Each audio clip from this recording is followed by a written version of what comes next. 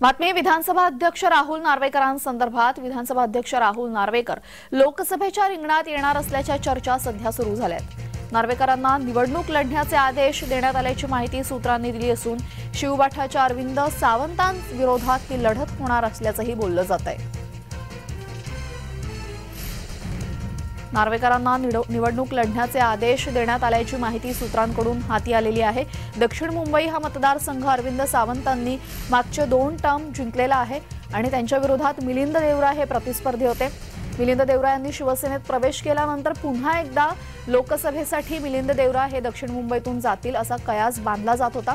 मात्र मिलिंद देवरा यांना राज्यसभेवर नेण्यात आलं आणि त्यामुळे आता पुन्हा एकदा प्रश्न निर्माण झाला की अरविंद सावंतांविरोधात कोण, तर आता नार्वेकरांचं नाव या निमित्ताने समोर येत आहे।